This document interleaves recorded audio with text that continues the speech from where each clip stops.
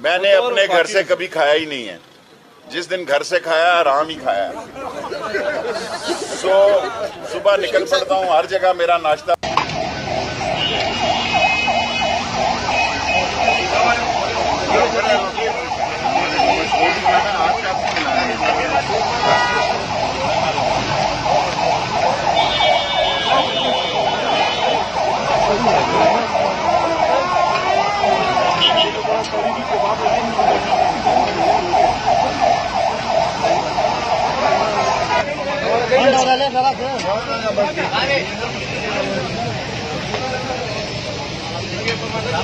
Gracias.